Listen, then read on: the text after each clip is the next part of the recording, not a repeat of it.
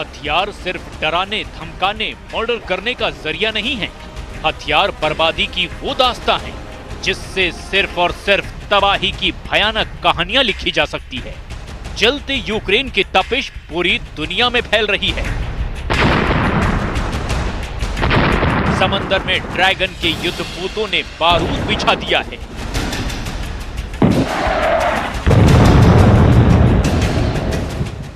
Israel के मिसाइलों ने सीरिया को झुलसा दिया है। ईरान इजराइल जंग के मुहाने पर खड़े देश है।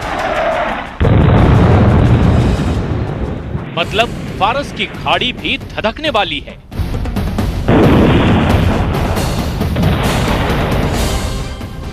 श्रीलंका का संग्राम इराक की सड़कों पर भी दिख रहा है। और इन सब की वजहें कई हो सकती हैं, लेकिन जो दुनिया खुली आंखों से देख रही है वो है हथियार।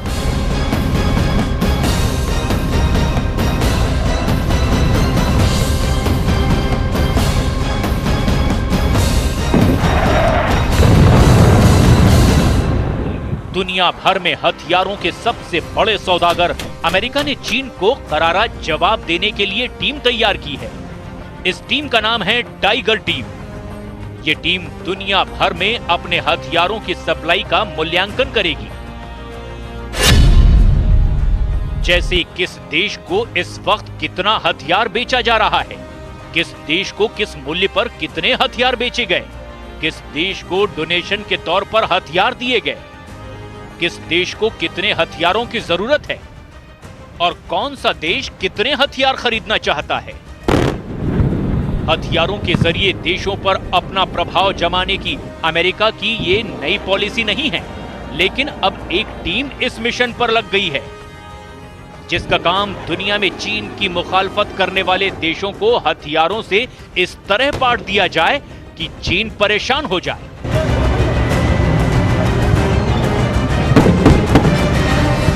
हमला करें तो किस पर, क्योंकि अब जापान भी मिसाइलें बना रहा है और ताइवान के पास भी दुनिया का बेहतरीन डिफेंस सिस्टम मौजूद है।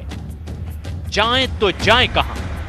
पेंटागन ने पिछले महीने यानी अगस्त में एक टास्क फोर्स का गठन किया है।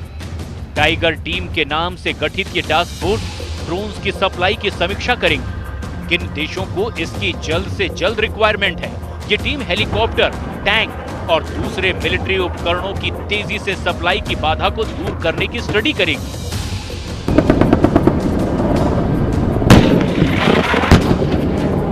इस टाइगर टीम का एकमात्र मकसद है पूरी दुनिया में अमेरिका के पार्टनर्स खड़े करना, अपने सहयोगियों की सूची में इजाफा करना। ये समझना बहुत जरूरी है कि द्वितीय विश्व युद्ध और शीत युद्ध के बाद ये नया वर्ल्ड ऑर्डर है जहां दो सुपर पावर अमेरिका वर्सेस नहीं है, बल्कि अमेरिका वर्सेस चीन है। 1991 में सोवियत संघ के विघटन के बाद एक ध्रुवीय विश्व बदल रहा है। चीन को खुद की ताकत का गुमान अमेरिका को चैलेंज कर रहा है, जिसका नतीजा होगा सिर्फ तबाही। इसकी पूरी डिटेल रिपोर्ट आपको देंगे। उससे पहले अमेरिका के आर्म्स एक्सपोर्ट की रिपोर्ट देख लीजिए, क्योंकि ये हथियार ही जंग की जड़ है। अमेरिका नंबर 1 हथियार सप्लायर है, लेकिन अब चीन अमेरिका को इसमें भी चुनौती दे रहा है।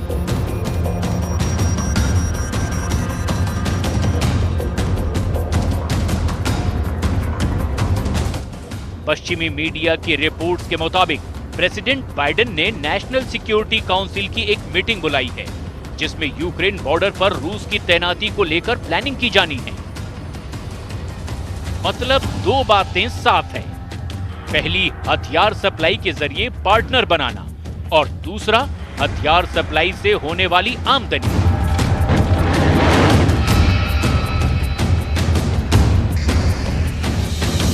अब जरा अमेरिका का वो डाटा भी देख लीजिए जिसमें किस देश को अमेरिका कितना हथियार सप्लाई करता है उसकी पूरी डिटेल है। Stockholm International Peace Research Institute यानी SIPRI के मुताबिक 2017 से 2021 के बीच दुनिया के 5 बड़े हथियार सप्लायर देश हैं। अमेरिका, रूस, फ्रांस, चीन और जर्मनी। इस लिस्ट में 2017 से 2021 के बीच दुनिया में जिन देशों ने सबसे ज्यादा हथियार खरीदे उनके नाम भी हैं।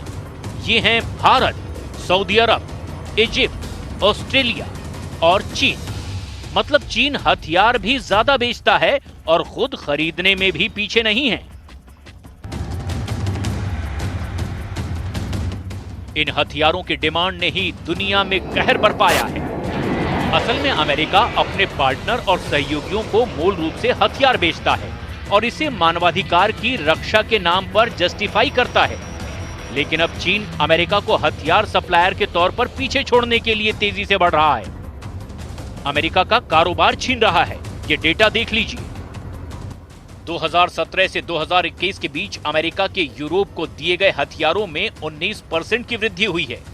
इसी समय में मिडिल ईस्ट को हथियार सप्लाई करने में भी इजाफा हुआ है। ये 2.8% बढ़ा है। लेकिन अमेरिका का फॉरेन मिलिट्री सेल्स लगातार गिर रहा है। 2021 में इसकी ट्रांजैक्शन वैल्यू थी $3,400 करोड़। 2020 के मुकाबले इसमें 31% की कमी आई है। 2016 के बाद अमेरिका के फॉरेन मिलिट्री सेल्स की ये सबसे बड़ी गिरावट है। अमेरिका चिंतित है और दूसरी ओर centre for strategic and international studies की रिपोर्ट कहती है कि 2010 से 2020 तक चीन ने करीब $1,700 करोड़ का हथियार बेचा है। चीन सबसे ज्यादा अपने हथियार मिडिल ईस्ट को बेचता है। पश्चिमी मीडिया की रिपोर्ट में कहा गया है कि चीन की क्षमता ही उसका सबसे बड़ा सेलिंग फैक्टर है।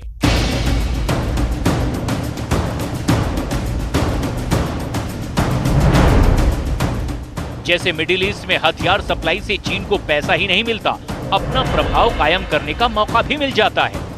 अमेरिका चीन से हर फ्रंट पर लड़ाई लड़ रहा है। चीन के जंगी जहाजों से मुकाबले के लिए समंदर में अमेरिका के 2 युद्धपोत लहरा रहे हैं। ताइवान को अमेरिका की सपोर्ट का लेवल समझिए। चीन के लाख विरोध के बावजूद इन शब्दों के साथ कि अमेरिका चीन की वन चाइना पॉलिसी में विश्वास करता है, बाइडेन प्रशासन ने ताइवान को हथियार खरीदने की नई शॉपिंग लिस्ट सौंपी है।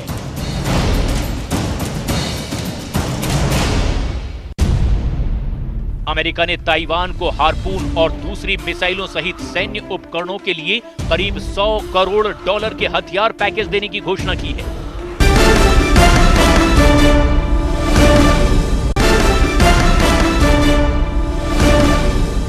पूरी दुनिया जानती है कि ताइवान के सैनिकों की ताकत अमेरिका ही बढ़ाता है।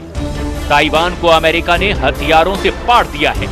इस वक्त ताइवान कहने के लिए भले ही छोटा सा देश हो, लेकिन उसके पास 741 एयरक्राफ्ट हैं, 288 फाइटर जेट्स हैं, 91 अटैक हेलीकॉप्टर हैं। ताइवान के पास 1110 टैंक हैं, 257 सेल्फ प्रोपेल्ड तोपें मौजूद हैं। और ये सच है, बावजूद इसके चीन के मुकाबले ताइवान कम से कम सैनिक ताकत में तो कहीं नहीं टिकता। लिहाजा अमेरिका अंधाधुंध हथियारों की सप्लाई करता है। कहीं कोई सीमा नहीं है।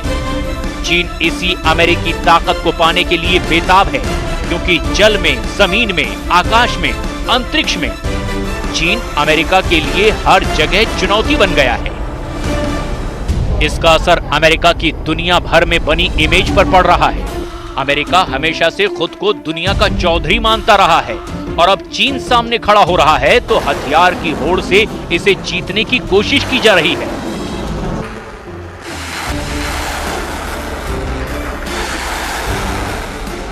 ये उदाहरण देखिए, यूक्रेन को पुतिन जीत चुके होते अगर अमेरिका और यूरोप की ओर से हथियारों की बाढ़ ना आई होती।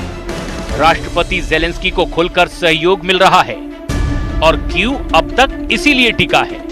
अमेरिका चीन के सामने इसे उदाहरण के तौर पर लेने की उम्मीद लगा रहा है, जबकि शी जिनपिंग पुतिन के कदमों को फॉलो कर रहे हैं। यूक्रेन की तरह ताइवान पर अटैक, लेकिन ये अमेरिकी हथियार ड्रैगन के दांतों को खट्टा किए हुए हैं।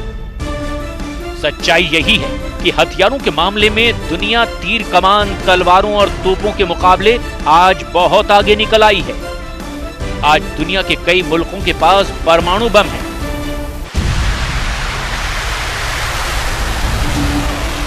अंतरिक्ष से जंग लड़ने के साजो सामान हैं, ड्रोन हैं और वो मिसाइलें हैं जिन्हें एक जगह से दागकर दुनिया के किसी भी हिस्से में हमला किया जा सकता है। अत्याधुनिक हथियारों में तब्दील हो गई ये मिसाइलें किसी भी जंग का रुख कैसे मोड़ सकती हैं, इसका उदाहरण आज रूस यूक्रेन युद्ध में मिल रहा है।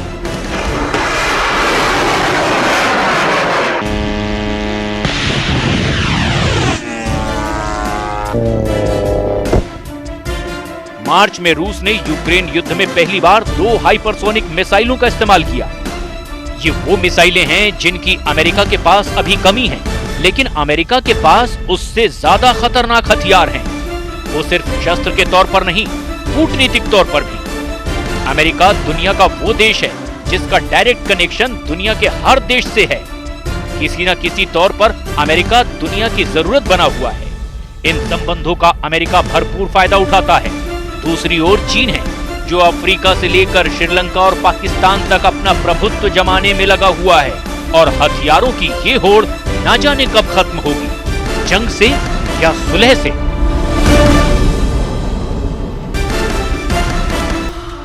रूस और यूक्रेन के बीच चल रहे युद्ध में एक बहुत बड़ा टर्निंग पॉइंट आने जा रहा है। लिज ट्रस, जो अब ब्रिटेन की नई प्रधानमंत्री हैं। Therefore, I give notice that Liz Truss is elected as the leader of the Conservative and Unionist Party. Liz, come up on stage.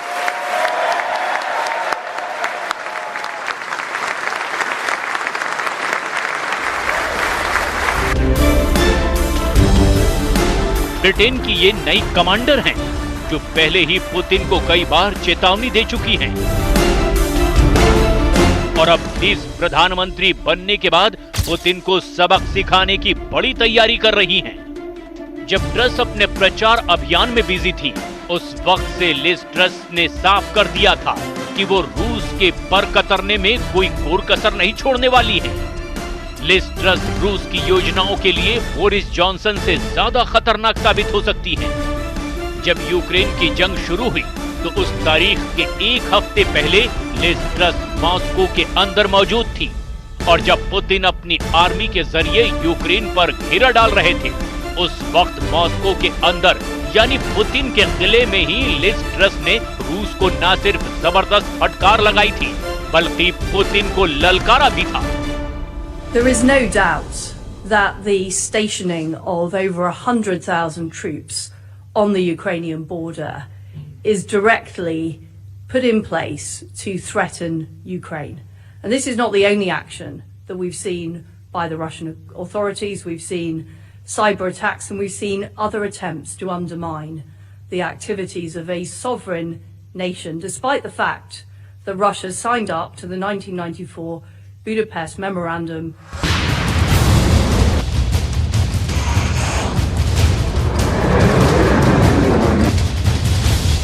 Moscow के अंदर लिज ट्रस शेरनी की तरह दहाड़ी, लेकिन ये सारी बातें ना पुतिन को अच्छी लगी और ना ही रूस के विदेश मंत्री और पुतिन के खास सर्गेई लावरोव को।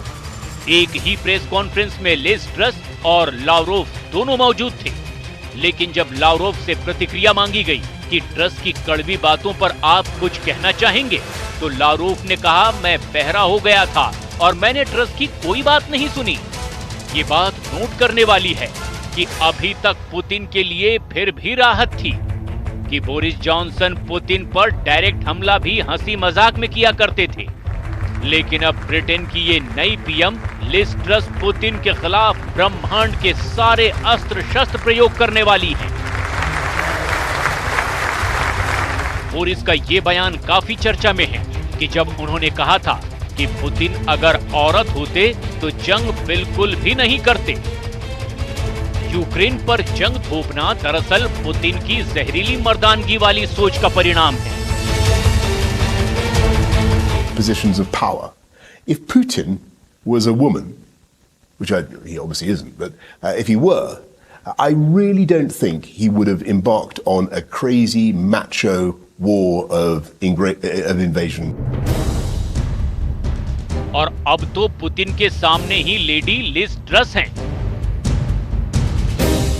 जो पुतिन की कट्टर दुश्मन हैं और पुतिन को रणनीतिक चुनौती देने की पूरी क्षमता रखती हैं।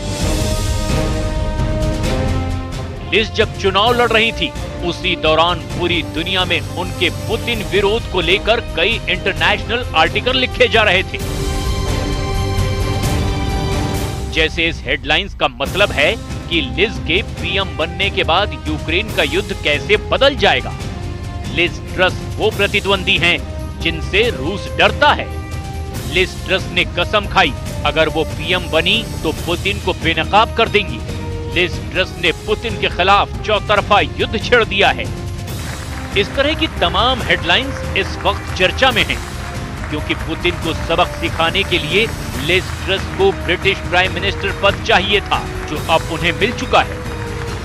पूरी दुनिया में ब्रिटेन की विदेश मंत्री के रूप में लिज जहां भी गई, उन्होंने रूस और पुतिन पर हमला किया। Can't be complacent. The fate of Ukraine hangs in the balance. But let's be clear, if Putin succeeds, there will be untold further misery across Europe and terrible consequences across the globe. We would never feel safe again. So we must be prepared for the long haul. We've got to double down on our support for Ukraine, and we must follow through on the unity